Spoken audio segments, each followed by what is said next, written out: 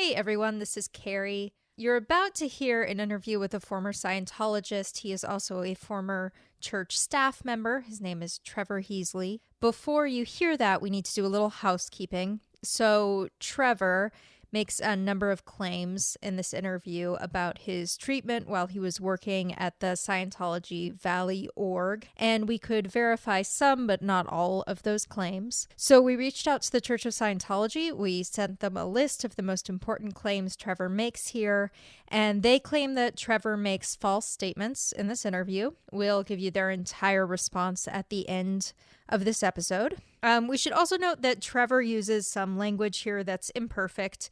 He uses some legal terms like assault, and he's using them in a colloquial fashion. So please note that his descriptions of these alleged events, those descriptions are more important than the imperfect terms he gives to them. Before we begin, a note to any Scientologists listening. We will talk to you. If you are a member of the church or of their media team or have any connection at all, please get in touch. We are happy to have you on the show anytime. You can respond to anything in this interview. You can just tell us how great the church is. We want to talk to you. Thanks, and here's the interview.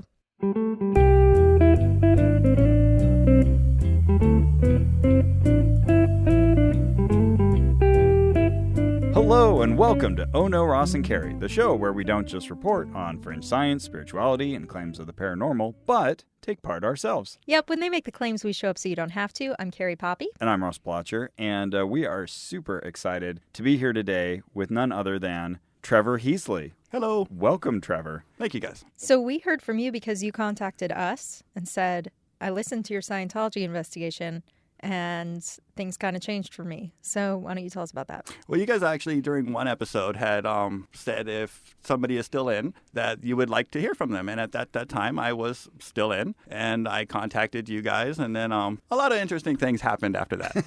As I recall, you had listened to 2 episodes, yeah, and you said, hey, I'm willing to come on. And I think we responded and said, well, let's make sure you listen to more just so you don't find out later you hate us and you regretted coming on. But you did that, to your credit, as a Scientologist, an active Scientologist. You kept listening to this show. So let's rewind just a little bit because I want to hear just how long you were in Scientology. How did you first find it?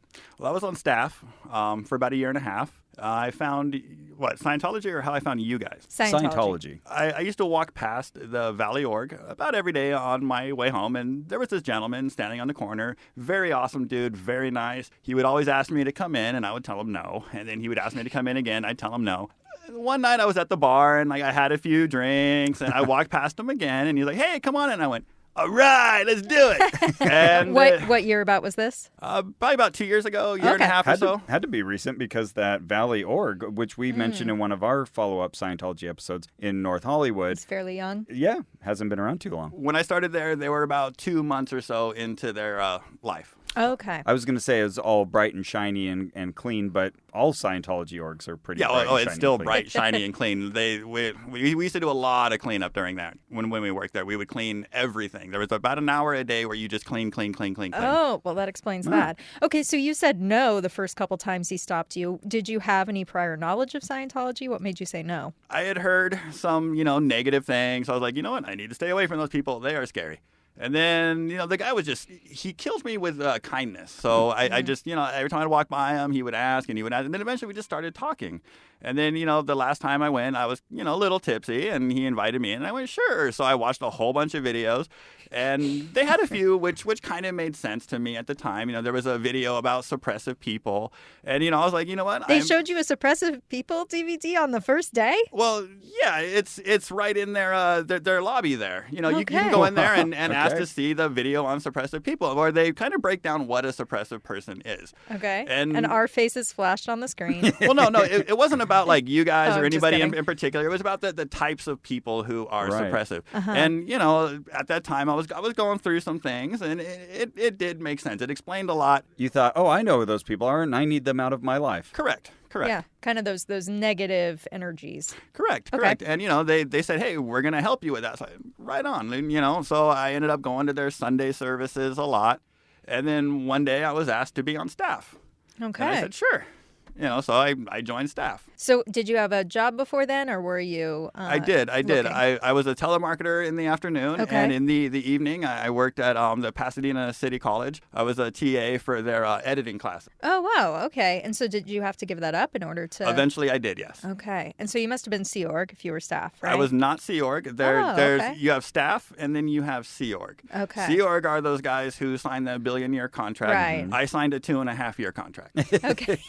All right. I was like, I don't know if I'm all ready for that billion years thing yet. That's a really steep drop off Right. between a billion years and 2.5. Like when you're going somewhere for like a few weeks, and they're like, hey, you signed a billion year or a 2.5. You're like, you know what? I'll take the 2.5. Yeah. Just to get started. Right. It's a few orders of magnitude there. Now, that means also that you have a different outfit as well. Yes. What were you wearing as a staff member? Black pants, like a black blazer, a black vest, golden tie, and a white shirt I've underneath seen that. with a little name tag. And I already Right. learned this from Trevor. The suit is reversible. It is. What? If you reverse the vest, it's gold. That's usually for like the more formal events. Oh, very fancy. Right? Yeah. Did you get to keep it when you left? They didn't want me to keep it, but I did not return it. Oh, So I whoa. still have it. I All still have right. it. I figure maybe one Halloween I'll wear it again. Fantastic. Okay, so you were in there for 2.5 years. At what point did you start thinking, maybe things aren't so great here?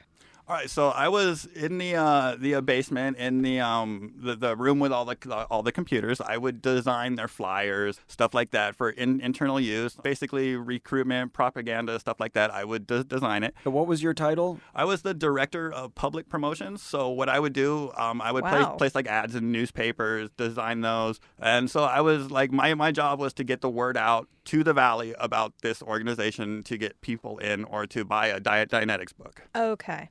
And what kind of hours were you working? At first, I was working evenings, and then they asked me to give up the college job. So I was there from about 8:50 in the morning to about 10 o'clock at night. Whew. That is a Wow, long job. long Were you day. making decent wages? Sometimes about $100 a week. Sometimes. Oh, my God. I mean, it would go anywhere from like $500 a week to about $50 a week. Okay, so you gave up this job at the city college and the telemarketing job, and obviously this must have been a tremendous wage reduction. So did you just think, oh, that's because I'm saving the world? It is drilled into your head that what you are doing is the most important thing anybody has ever done. Like, this is the greatest thing you can do. It trumps everything. Like you think you're doing good at the college, you're saving the planet in this church. So it's tapping into a very positive place. Absolutely. Like, I mean, come on. If somebody gives you the opportunity to save the planet and make it a better place, Yeah. won't you jump at that? Of course. Yeah, absolutely. That's what was presented to me. Like, I'm going to help clear the planet. Yeah. But were they able to offer you benefits like housing or food? Quiche. Oh, yeah. Okay, so actually, I want to get on the quiche. Okay. The only gripe that I have with your previous podcast is I've never seen quiche. We never put out quiche. I didn't my even know goodness. what quiche was. I had to Google it after listening to you guys. That sounds revolting. It's hard to Google, too, because it's spelled Quiche. Yeah. Autocorrect did help me on that one. Okay, good. Oh, that's wild. Maybe it's just a big blue thing. I Now- think it's just one guy in the kitchen who loves quiche and just puts it out there for everybody. That's so funny. We tried not to talk about this too much beforehand, but Trevor did tell me, I've got to pick on one thing, though, that you said in your podcast, the whole quiche thing. That's so funny. Now, I will say, we've had other Scientologists tell us they've Quiche is a experienced thing. the quiche thing. But Valley Org, no quiche. No quiche that I've seen. I mean, Quiche-less org. If they are involved with quiche, they're keeping that very very well hidden. If they're involved in big quiche, they're really covering it up, even from those who were there 2.5 years. Okay, so then where in your tenure there did you start to think maybe things aren't so good? All right, so when I first started, I had just got over a breakup with my kid's mom, so I was living in a hotel down the street, which is why I had to walk past the org every single day. Okay. So they said, hey, we're going to put you on staff. And now across the street from the org is a big apartment building. They claim to have 14 units available that the apartment building gave the church to just do whatever they want with. So they said, okay, one of them is going to be yours. They're still currently building it at the moment, and as soon as they're done, It's all yours. So the promise was housing, yes. Okay. And then when did things go bad for you? Well, the housing was always 2 weeks away, 2 weeks away, 2 weeks away. So it was kind of like dangling that carrot. Now, I had gone across the street to the apartment building about like maybe 6 months later, and they had no idea what we were talking about. They did not have a deal. So they ended up placing me in a kind of like a Scientology boarding house. Okay. Which, I don't know, I did send you guys a video about it. It was really like terrible living conditions, to be honest with you.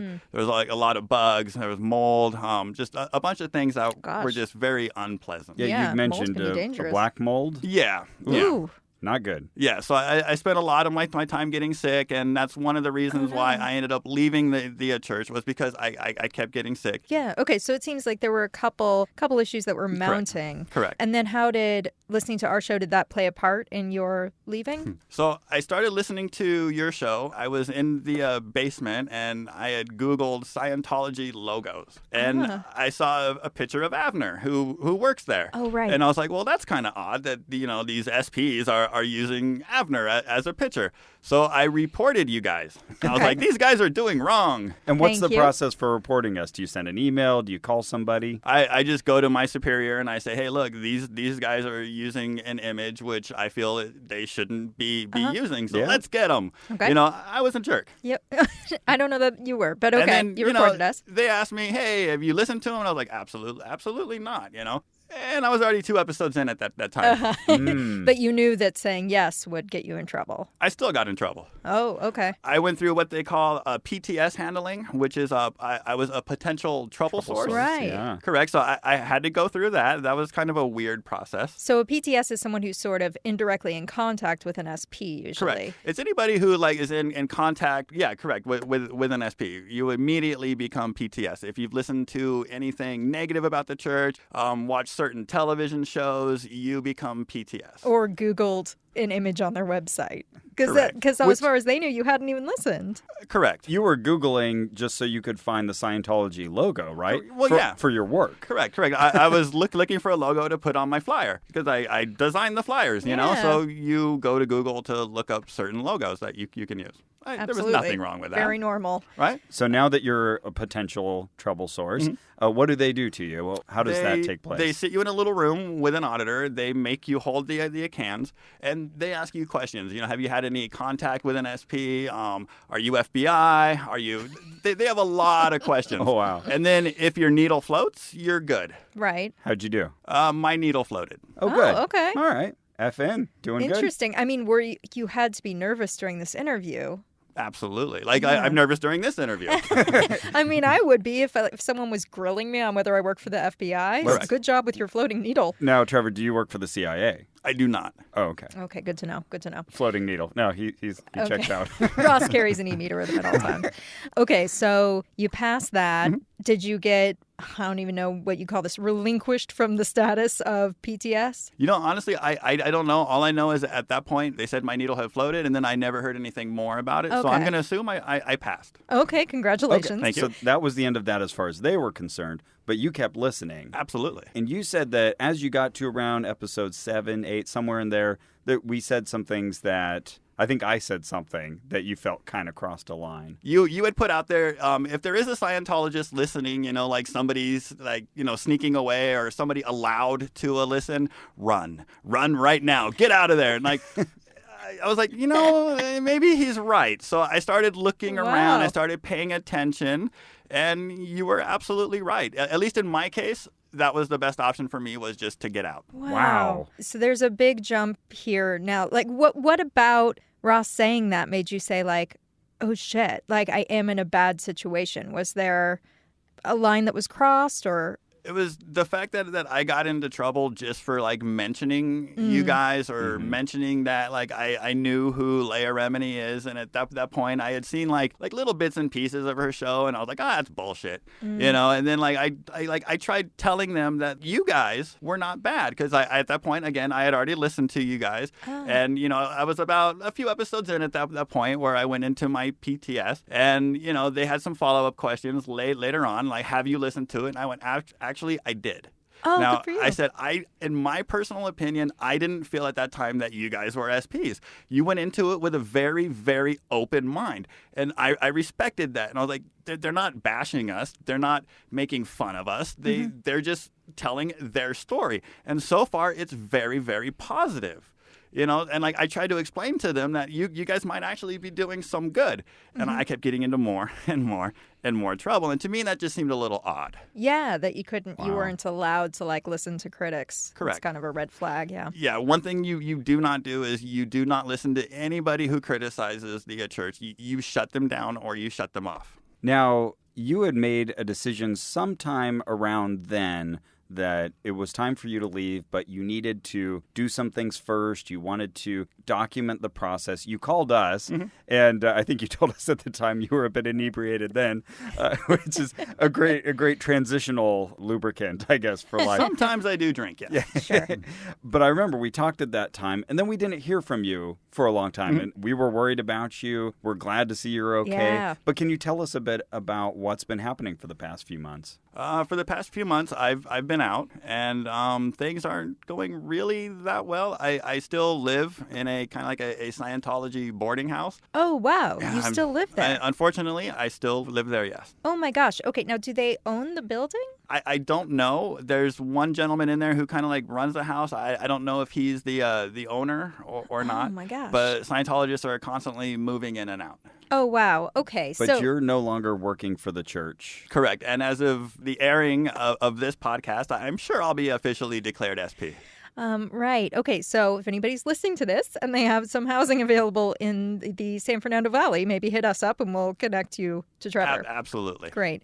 Okay. So you're still living there. Yeah, Sorry, I'm that still really took me by surprise. I almost wanted to invite you guys down to do a remote from the living room. I just thought that would have been amazing. That would have been amazing. And we will still come by if you like. I'm still open to Let's it. do a follow-up. Oh, my God. I love it. And we can find out who owns that building for you. I know how to Right do on. it. Yeah. Okay. You still live there. So what else has been happening in this time? Like, tell us about the process by which you became not a member. All right. You ready?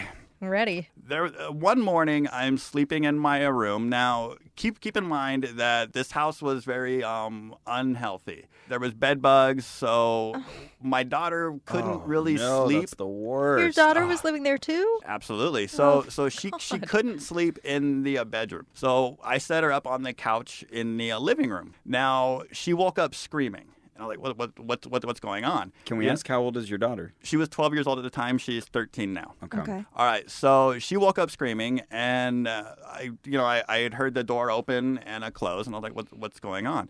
So my mother, who lives there too, she came in and she said, I think something happened to Megan. So I talked to Megan. She woke up to a camera flash Oh, at about no. 6 o'clock in the morning. Okay. Now, the owner of the house, or the dude that I believe is the owner, got into his car and took off.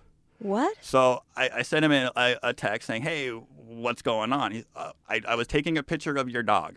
And I said, okay, well, that's... In my home? I was like, well, that's a little bit weird. You know what? I just realized I might be picturing this wrong. When you said she was sleeping on a couch in the living room, Correct. Is that the living room of your unit or of the whole building? Of the whole house. Okay, got it. Oh, You know, okay. I figured she was pretty safe there, you know? Okay. So I said, okay, great. That's awesome. I would like to see a picture of my dog. Yeah, it's smart. If you've Very taken a picture smart. of my dog because it was breaking a rule, show me the picture of my dog. Okay. I deleted it. I said, well, that's a little odd. So I reported him to the church. I thought that was very odd. And that's when I was kind of let go. Oh. Okay, so this is after you had been scolded for listening to our show. Correct. Then this guy comes in the middle of the night, takes a picture of your either dog or daughter or both.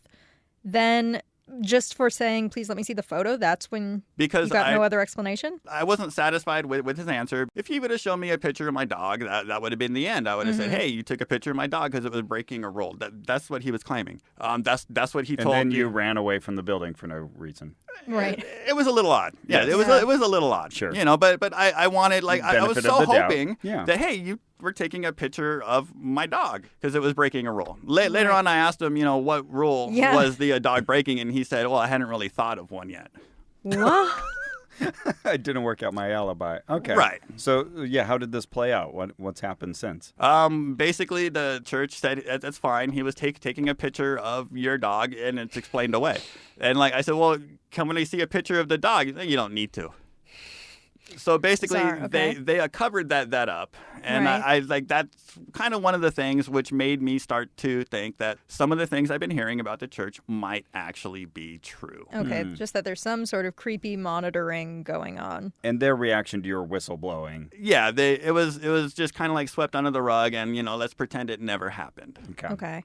And then did they actually say you can't be a member anymore, or did it just sort of slowly happen? I was brought downstairs and was informed that because I'd been getting sick, because of the environment and all that they were letting me go.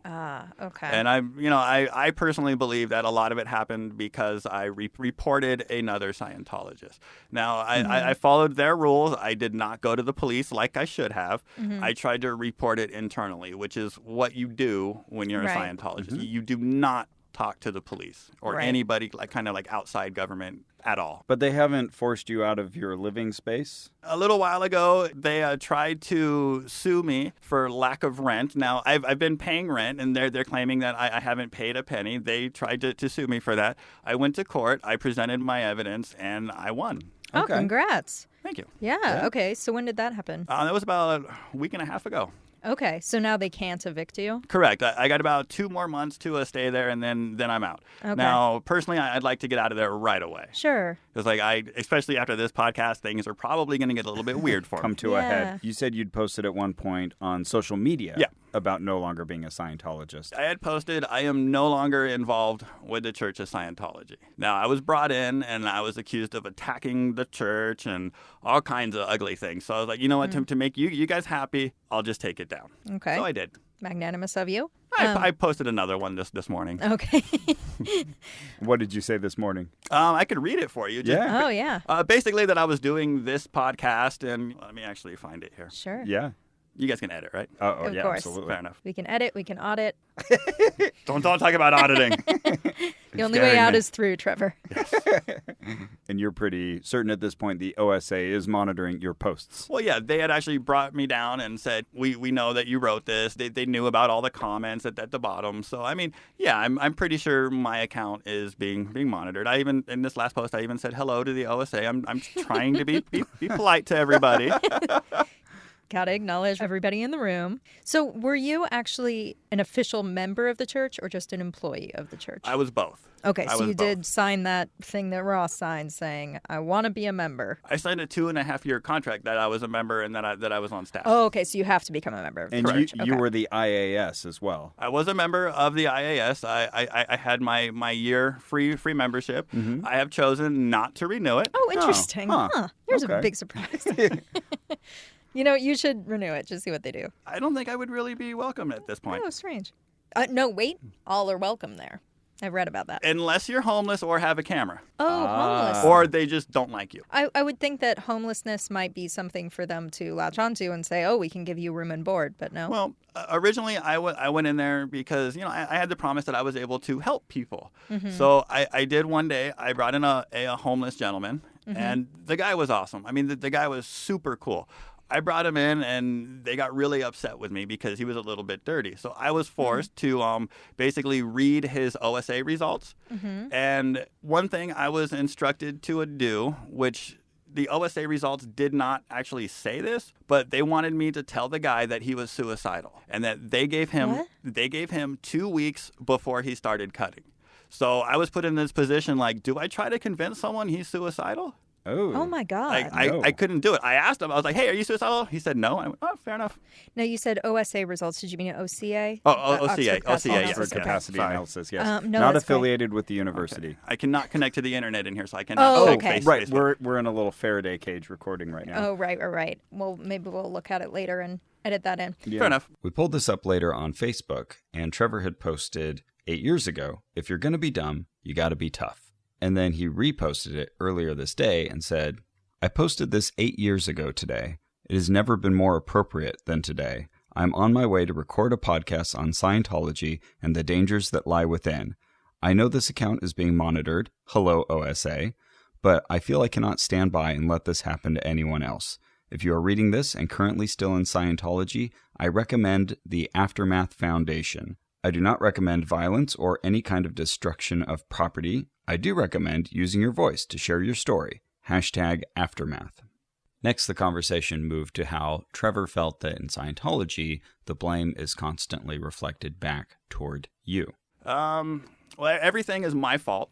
As far as the bed bugs, as far as any problem that I've ever had in the church, the gentleman taking a picture of my daughter, the sexual assault on my mother, it was all my fault because at some point in a past life, I must have been a bad guy. Oh, and gosh. this is karma. Oh. Or I'm connected with an SP, and this is why it's all happening. Now, you mentioned a sexual assault on your mother. Was that while you were a member of the church? Well, actually, no, that was not when I was a member of a church. That happened about 2 months ago. But everything that happens to you bad is your fault. The example I was given is this.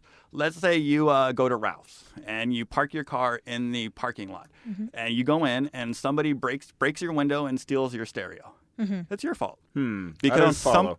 because something you did in a past life, karma is catching up with you. Ah, right. So it wasn't even a, what were you wearing sort of thing. It's what were you doing in a former life? Correct. Oh, wow. I mean, there's no way to defend against something like that. Right, and of course, all the bad things happening to Scientology, that's not their fault. Of course not. All the criticism, Right. the Remedies That's always docuseries. other people. Right. And of course, it's all post hoc logic. Yeah. Where you're looking after something has happened and then adding a layer of explanation. It's non-falsifiable. There's no way to argue back against that. That frustrates me just thinking of being in that situation. Yeah. And they also blamed it because I had listened to you guys and I knew who. we did it. Absolutely.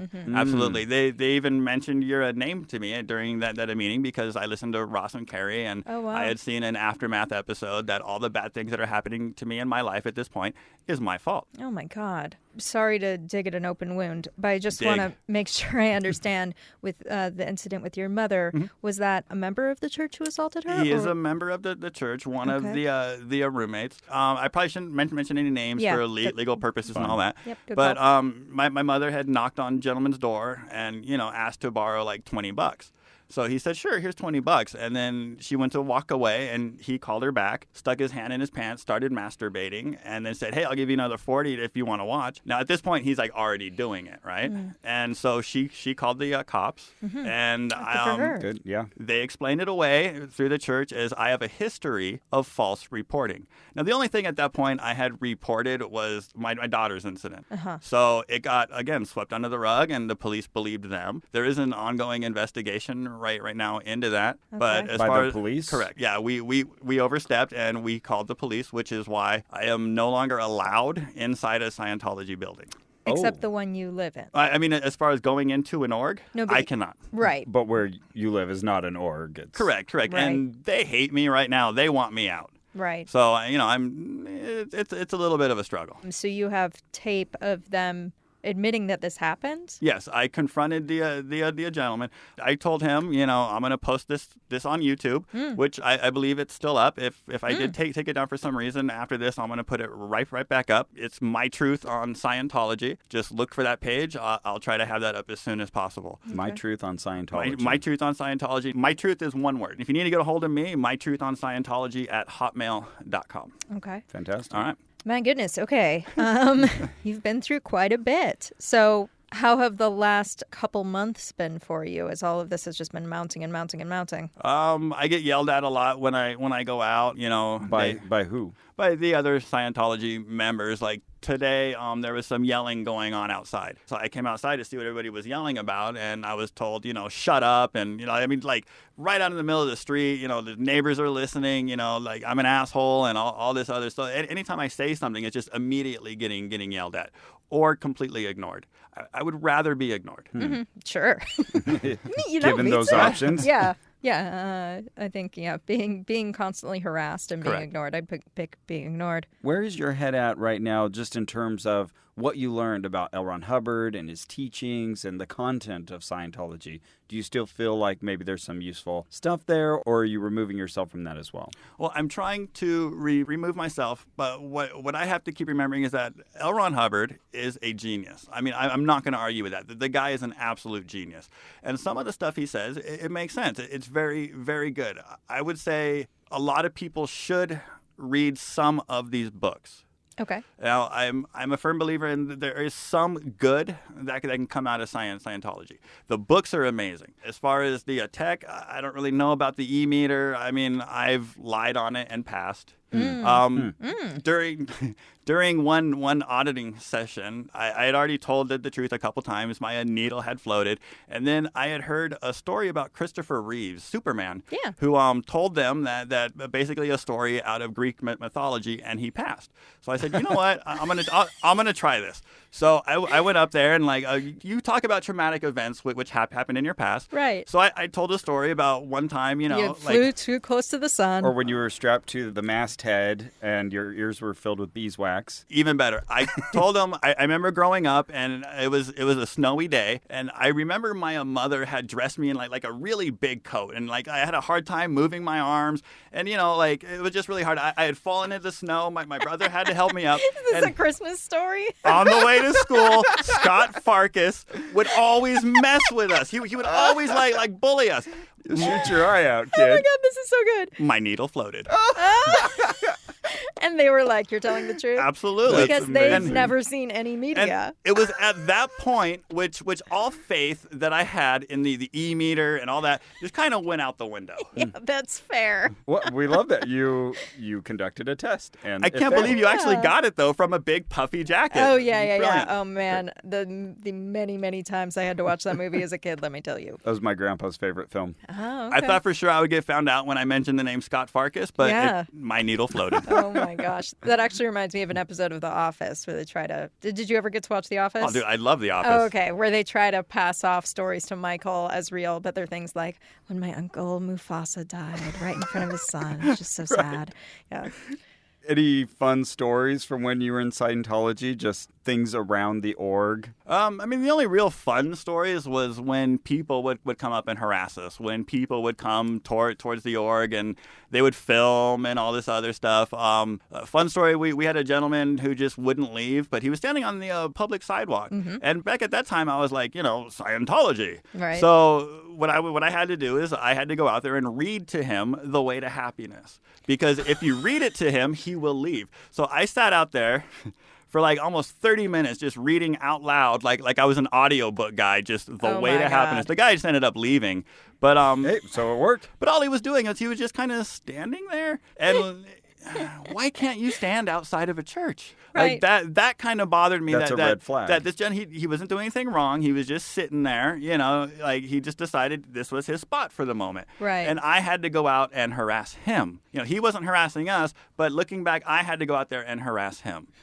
Again, I was kind of a jerk. I mean, yeah, it does seem unchurchly to make your staff do that. It also seems unchurchly to not embrace the homeless and to drive someone out with this accusation that they're suicidal. When I was doing body routing, I was not allowed to bring anybody who was homeless, appeared homeless. I understood, if you appeared to be on drugs, don't bring them in. What I would always do is, I would still talk to them, and I would get in trouble for that. Just for talking to somebody who looked like they had smoked a joint or something. Because you were wasting time? Because they have no money to give? They weren't able. So you only bring in able people. That's ableism. Yeah, what does that mean? All right, so basically, do you have $50 for a book? Okay. Able correct. means able to pay. Able to pay. Correct. But if you're stoned or homeless or any kind of mental issue, you are unable. So their goal is to help the able-bodied people first. Then we'll get to the homeless. Once we can reach every able person on the planet, then we'll concentrate on the unable. Oh, my goodness. Good God. How does this translate to disability? Did they intentionally leave out people in wheelchairs and things? There was one gentleman that I knew, very cool dude. He was in a wheelchair. So I can't say that they discriminate against that. Okay. I don't know whether he came in a wheelchair or that he happened to be in a wheelchair after he was in, but I believe his wife was Sea Org, so that may have something to do with it. Right. Okay. But, I mean, the guy was super kind, and he was always there. So I got to give him that. They didn't throw him out because he was in a wheelchair. Good. Little tiny bit of counter evidence. That's good. So you mentioned body routing, and for those who don't remember, that's the process of getting people physically into the org. Correct. Can you talk about what your tactics were, your techniques for getting people in? Basically, I would just walk up to them, hand them my OCA, free personality test, and then I would just explain to them what it is. Whatever problem you have, we can help you. Just follow me. Like, we are your savior. Except homelessness. Correct. And Got it. if you had to guess, what would you say was your success rate? How many people would take you up on that? I know that I am responsible for bringing 73 people into the org that actually either purchased something or joined a class. Oh, and you have that specific number because you have stats, Well, right? I kept track. Okay. You know, Personally. like I was proud of each and every single one of them at the time. Did you get rewarded for them? No. Oh, really? No No, commission or anything? No, you just bring them in, they take their test, they buy something, and then for I'd say about 71 of them, I never saw them again. Oh, sure. Okay. But you felt like you had done something good for their lives. At the time, yes. Yeah. I was like, I helped save that man. But there Yeah. wasn't any at the end of the week comparison. Here's a chart, and Trevor brought in 6 people, but Correct. you only brought in 4. Correct, yeah. I mean, if you didn't bring anybody in, it would be mentioned, and they would retrain you in the process. Wow. Is there anything that you regret from your time in Scientology? Bringing 73 people in. Oh, yeah. Yeah. Like, that actually really, I know my experience was not a positive one. So I can only imagine what these people are also going through. So I do feel some kind of level of responsibility. Unfortunately, I don't know who these people are anymore, so I have no way to contact them. Yeah.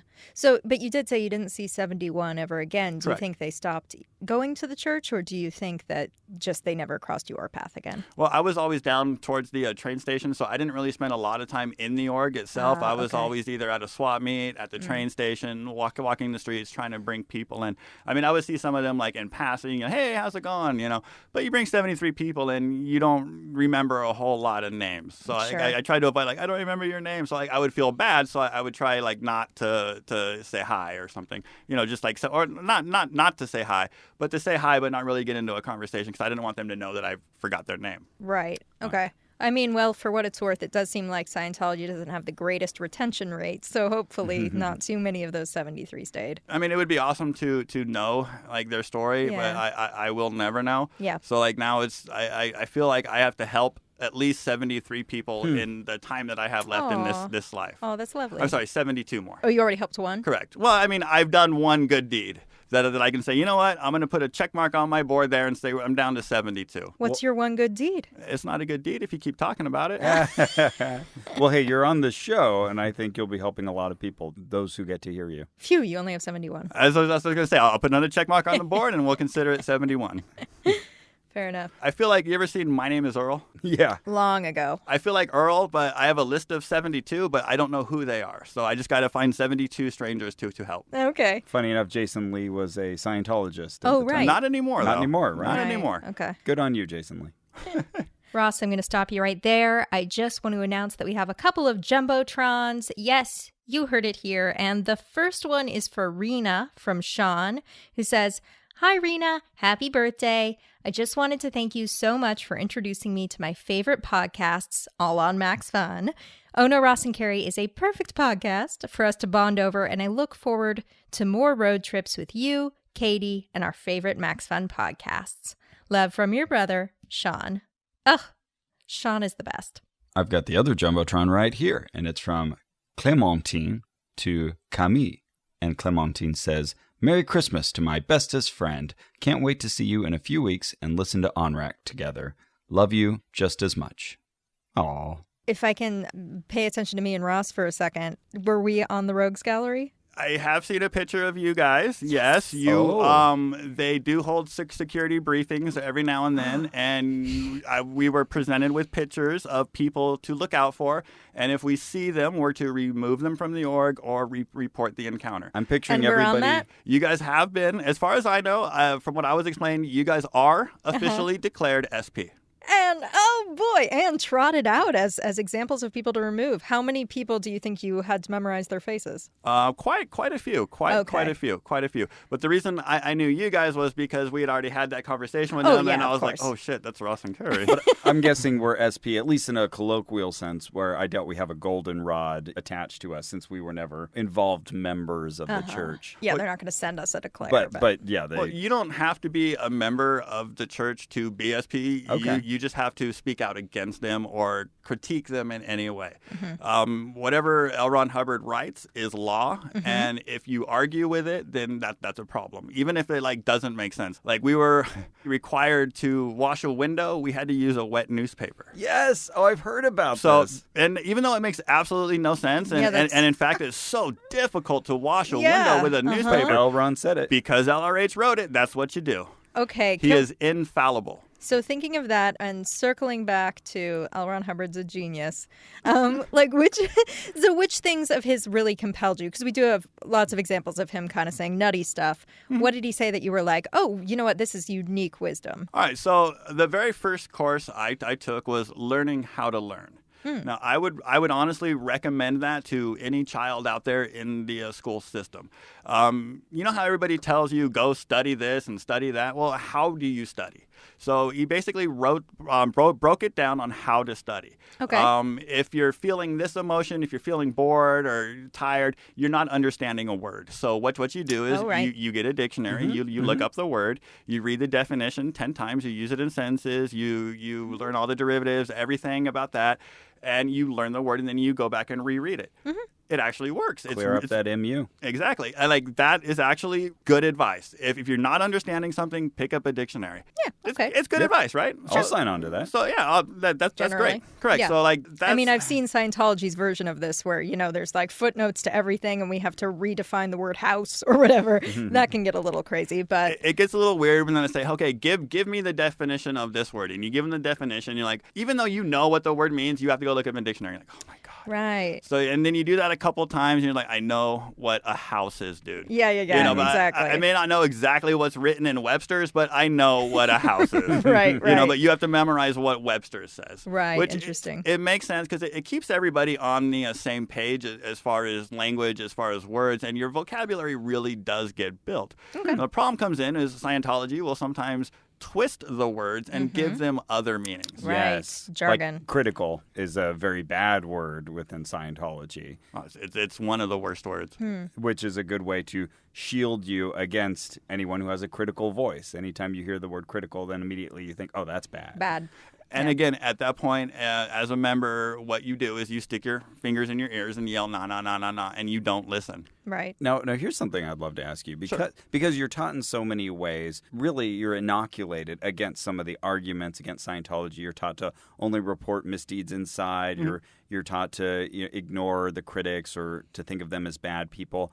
What do you think is the best inroad? How would you speak to someone who's still in Scientology? If you could speak to someone now, what would you say to them? I would say open your eyes, pay attention, and if you see anything that you personally feel is wrong, then investigate that. Don't let somebody tell you that you're wrong for disagreeing with something which is written down. If you feel it's wrong, then for you, it's wrong. Like L. Ron Hubbard said, what is true for you is true for you. So if something is wrong for me, then it's wrong for me. And who are they to tell me that I should not disagree with something? That's brilliant. Yeah. I really like that. Use L. Ron against himself. Yeah, what is false for you is false for you. I mean, it makes sense, right? Right. But they don't listen to that. If they feel something is wrong, then hey, if it's written down, that's right. That's what matters. Not how I feel, but what L. Ron said. Right. That's fantastic. I've been looking for a good answer to that for a while, and I like that best. I do wonder if that would work a little better on someone like you who had only been in for a short time, just because someone who's grown up in the church, I don't know. I wonder if even their own intuition about what feels wrong is developed by the church. I've known a lot of the Sea Org members, and it's very difficult to talk to them. It's almost like they are speaking a different language, and I've seen them do some things which are out ethics. And I mean, in my opinion, it's out ethics, but for them, it's just what they do, and there's nothing wrong with it. So yeah, if you've grown up in the church, I can only imagine your mindset. I really can only imagine it. I did not grow up in the church. I've only been involved for about 2 years now, and that's long enough. I can only imagine someone who's been involved for 30 years and who just believes that this is normal. Right. So how far up the bridge did you get? Not very far. I was what they call staff status 2. I have taken a lot of the courses, but mainly I was concentrating on like the organization of Scientology and how to keep it running. Okay. So did you know the sort of mythology behind Scientology? I have seen the South Park episode. Okay. It was brilliant. I was not OT3, which is, Right. from what I hear, where things get a little bit weird and alien-y. I Right. mean, I don't know for sure that that's true, but that's what I've heard. And you've spent tens of thousands of dollars by the time you get there. Correct. The only thing I know about that is it's not Zenu. It's Zimu. Zimu. Yes. I have heard the man talk about Zimu because I've done a little bit of investigating on my own as what is OT3, because why wouldn't you, right?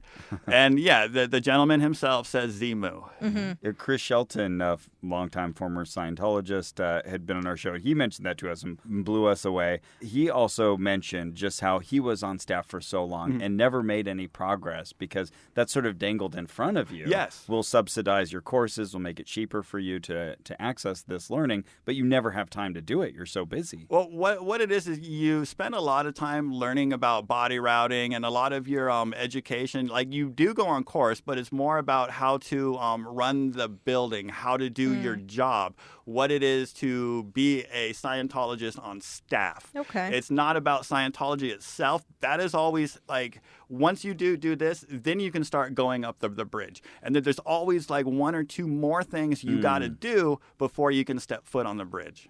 Wow. Okay. It's just like you got to take care of all the able people in the world, and then you can worry about the homeless. Correct. Right. Gosh.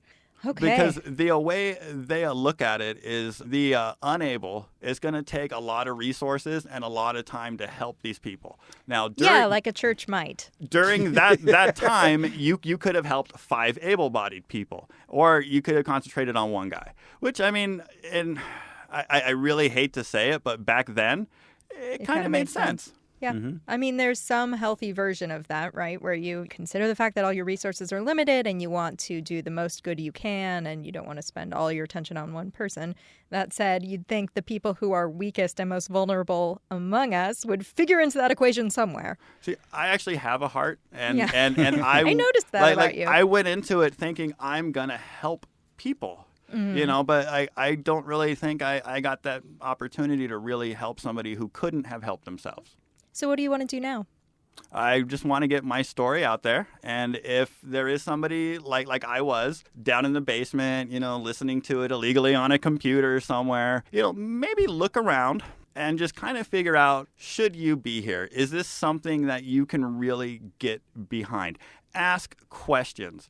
If you disagree with something, raise your hand and find out what happens after that. Just watch and say, are they answering appropriately? The one thing which I struggled with the most in the church is when you do have an issue or you do want to speak up or say something, nobody listens to you. Like when I went to report the sexual assault on my mother, I went down to the church, was immediately escorted out of the building. Now, I was talking to the OSA about it. They had me write down what happened, and I was like, well, that's kind of, write it down, fair enough. So I wrote it down, I handed it in to her, and I said, hey, what's the next process? She looked me in the eyes and said, I don't care. That really messed with me because I really had no other avenue. Like there was nobody I could talk to. What I think would be kind of neat is to create some kind of forum where current Scientologists who are great with it and love it, or people like me who have a few issues can actually get together and have a conversation like we're not supposed to do.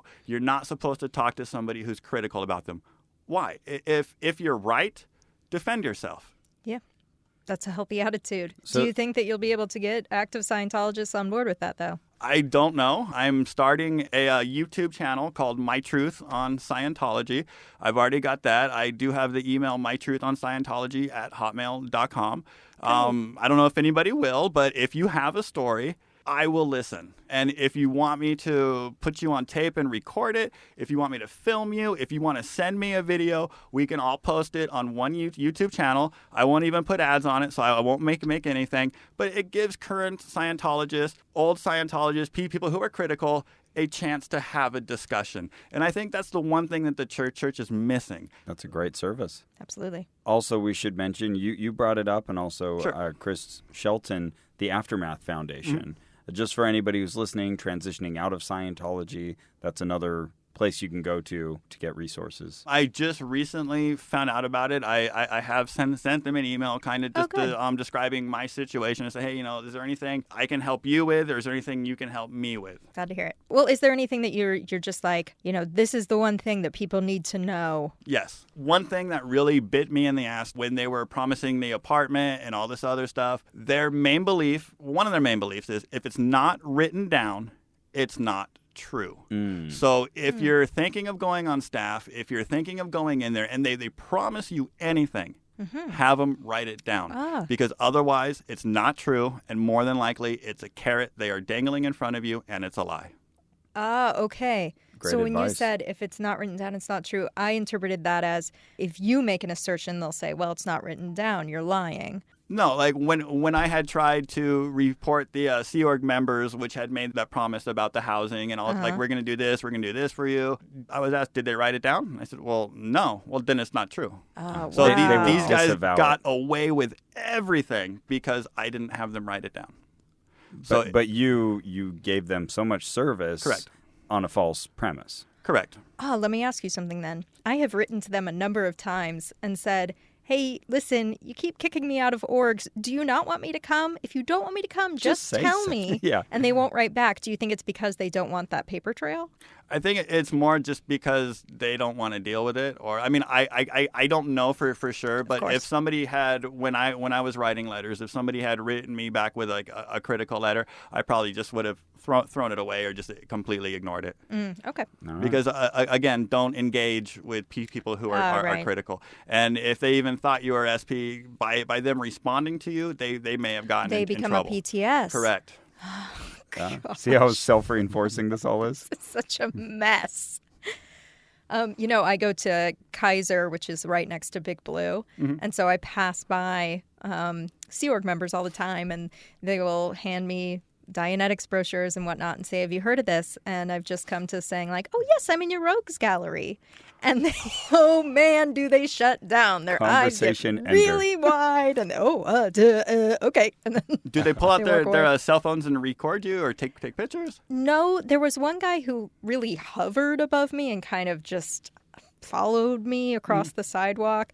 I think they're really used to intimidating people, and I'm sort of unintimidatable that way. So, it's just like, hi, so you follow me. Do you want me to get you a tea? I'm going to get tea, And then that seems to sort of take the teeth out of it. One of the things they instruct you on is if you're out in the field and you're recruiting, if anybody kind of gives you a hassle or something, snap a picture of them so that we know who they are, or we can We've put them on the certainly seen radar. that Right. behavior before. Yeah, of course. That's very common. If somebody is like has questions that are weird, just snap their picture and turn it into the OSA, and they'll investigate it from there. Questions that are weird. Yes. Yeah. Or like someone walks up to you yelling cult, you snap their picture. Right. Yeah, that seems like the theme of this, isn't it? No questions allowed. Correct. Yeah. Which is weird. Like I am the kind of person that I question things. Good for you. And it's really weird how it took me so long before my eyes opened and I said, hey, this is a little bit weird. Yeah. Like usually I'm the first one to go, well, that's odd. But this, like, I really did try to go in there with good intentions, and like I bought into it at first, and then it started to get weird. Hey, you made it out before a lot of people did. And that's kind of bothersome that there are still people possibly going through some of the stuff that I went through, and like we'll probably never hear about it. We remember the first time that you reached out to us, you mentioned when they told me not to listen to you, that just made me want to listen to you all the more. And we were like, that's our kind of man. And we said, this guy's not long for Scientology. But if somebody tells me don't do something, like that's one, not illegal, and like is not hurting anybody, then I'm gonna look into, well, why not? Like what is Ross and Carrie saying that they don't want me to hear? Because what I need to do at that point is I need to hear what you're saying so I can kind of weigh the two and say who's right. Absolutely. Like I'm not the kind of person that just sticks to one side and says, well, whatever you say, sir. I want to make up my own mind. Good for you. That's called being healthy. That's called not being a Scientologist. Yeah. Well, thank you so much. This has been incredible. I really hope I was a good guest, and hopefully You were a wonderful guest. We are Aw, thank thrilled to hear your story, And, and thrilled that you reached out to us. It means so much. Like I'm just honored to be here, and thank you guys for the opportunity to get part of my story out. There's really so much more that I don't think we could cover like in an hour show. Yeah. But it will come out eventually, and if you want, you can continue like watching my little YouTube channel or whatever. If Absolutely. you want me back as a guest, absolutely let me know. Let's Like, I stay have in no touch, problem. and we want to hear how it goes. So we hope people listening send you stories and keep us informed. One thing that's probably going to happen after this is I'm going to be officially declared SP, and if anything happens, like I was telling Ross, the only power that I have at this point is to bust out my cell phone and just film them while they mess with me. So if anything like that happens, I'll definitely report back, because I have a feeling things are probably going to get interesting. And if there is a Scientology member listening or OSA, as long as you guys leave me alone, I will leave you alone. If you mess with me, I'm going to record every single thing you do, and I'm going to report back. That's the only power that I have. Good deal. All I want to do is get out my truth, because, again, what's true for me is true for me. And if you guys want to debate me, if you guys want to say I'm wrong, awesome. Come on this show. Maybe we can have a debate on this show. Oh, 100%. If David Miscavige wants to sit in this fourth empty chair across from me, any we of will you, have him. Any of you in the OSA listening to this right now, you are welcome on the show. Mm-hmm. Yes, you. No, you're looking behind you. No, you. Come on the show. We want to talk to you. And I would recommend that, because it really does say something for like a church or a person, where if somebody's being critical, come and talk. Tell me or tell Ross and Carrie why they are wrong, and so support your opinion yourself. Don't just shut down and not say anything, or say I'm an evil person because I'm speaking out. You guys, because you're reporters or media, are put at the same level as a pedophile. Oh, great. We are taught there's no difference between a pedophile or a journalist. Now, the one question I have is it because journalists are down here on the tone scale, and journalists are pieces of shit, or is it because pedophiles are up here and okay? Right. Yeah, are we saying something good about pedophiles or something bad about journalists? Because I have a high opinion of journalists. Oh, now, good. if I have a high opinion of journalists and I'm supposed to have the same opinion on pedophiles, what does that tell you? I'm supposed to say, hey, pedophiles are great. Oh. The world needs more pedophiles. I would never say that. Yeah, right. Sure. I'm glad you're out, Trevor. We're glad to have you. Well, thank you. Well, that's it for our show. We want to thank Danny Barwella for acting as our engineer today. Yeah, and Maximum Fun for letting us use their fine facilities to record this interview. Our theme music is by Brian Keith Dalton. We'd like to thank Matthew Struger for legal advice for this episode. Our administrative manager is Ian Kramer. You can find pictures, you can see videos that we share, all kinds of fun things on Facebook.com/ONRAC, ONRAC. And you can find us on Twitter at Ono Podcast, which was recently disabled because I told Twitter that we were 7 years old. Whoopsie doodle, but it's back. They asked our birthday, so you said when the show started. That's when it started. And then they said, well, you have to be 13 to have Twitter. I can hear Danny laughing out there. That's great.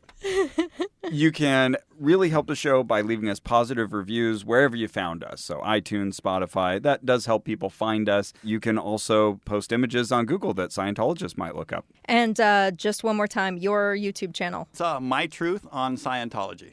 My Truth is one word. Okay, got it. So look that up. And also you can support us at MaximumFun.org/donate. And remember, one of the most important things you can do as a Scientologist is add the X before it. Nice. I like it. It took me a second. Yeah, I know. My brain went, is a Scientologist? Fantastic. Thank you. Thank you so much. Thank you, guys. It really does mean a lot to actually have somebody finally listen. Good.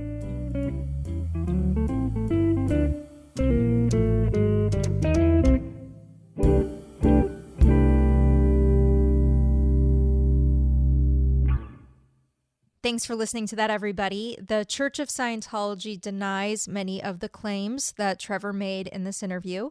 So we sent them an itemized list of claims, including what Trevor describes as a sexual assault on his mother, that he was discouraged from listening to our show, that the Valley Org discriminates against people experiencing homelessness, and that the church sued him for back rent. And when the church responded, they focused mostly on this last point about the church suing him for back rent. And they pointed out that Trevor's lawsuit is between himself and a Scientologist rather than the church itself. And that although the issue of back rent was dropped, he was ultimately ordered by the court to move out by February 12th. And they did include the court document that verifies that much. So the church asked us to read their statement in full. And it says, "Dear Ms. Poppy, we have received your request. Here is our response. No Church of Scientology has ever sued Mr. Heasley, as he claims. We did find a recent case against Mr. Heasley in which his landlord, Mr. William Atkins, filed an unlawful detainer action against Heasley for unpaid rent. On December 12, 2008, a stipulated judgment was entered in favor of Mr. Atkins, requiring Heasley to quit the premises by February 13, 2019. Mr. Atkins graciously agreed to forgive the months of unpaid back rent owed to him to be able to put this matter behind him. A copy of the judgment is enclosed. You and your listeners will see it shows that Mr. Heasley is not telling the truth about his lawsuit. He has similarly failed to support any of his other claims. The Church of Scientology of the Valley is an active contributing member of its community, opening its doors to host charity events and activities for people in its neighborhood. It is unfortunate that Mr. Heasley has decided to react the way he has to the kindness and generosity extended to him by Mr. Atkins and the church. We hope he is ultimately able to get his life in order. If you still decide to air your podcast in light of the above facts, we request that you include our response in full. Regards, the Media Relations Department." So in my response, I asked the church whether Trevor was told not to listen to our podcast, a question I had posed in my initial email, but that seemed to be overlooked here, and also whether the church allows its members to consume media that's critical of the church in general. And here is their follow-up response. "Dear Ms. Poppy, Scientologists are free-thinking people from all walks of life, and they are not told what they can or cannot do in life. You should know that Mr. Heasley has made threats to church members as well as provably false statements. For the true information on Scientology, I invite you to visit www.scientology.tv. Regards, Media Relations Department." Well, we'll let you make your own judgment about that. And if Scientologists really are welcome to listen to anything they want, then among the thousands of people who will listen to this in the next few months, there's sure to be some Scientologists, right? So contact us. We'd love to talk. Thanks for listening. Hey, gang, this is Jesse, and I am joined by Bikram, the managing director of Maximum Fun. Hi, everyone. So we have some really amazing news to close out 2018. After this spring's pledge drive, we gave members the chance to buy enamel pins with the full profits of those sales going to the National Immigration Law Center. This is a tough time to be an immigrant in the United States. As individuals, as a company, and as a community, we wanted to help provide resources for immigrants in the face of these attacks. We're proud to live in a nation of immigrants, and many of us here at Max Fun are immigrants or the children of immigrants ourselves. Together, we raised over $100,000. NILC will put that money to good use, providing legal representation to immigrants and their families who wouldn't otherwise be able to afford it. We are so proud of our community for making such an immense difference in so many lives. And whether you bought pins or not, you can help the NILC advocate for immigrants right now. All you have to do is go to MaximumFun.org/NILC. That's MaximumFun.org/NILC. Our thanks go to all of you who made this possible. Great work, everybody, and happy holidays from all of us at Max Fun. MaximumFun.org. Comedy and culture. Artist owned. Listener supported.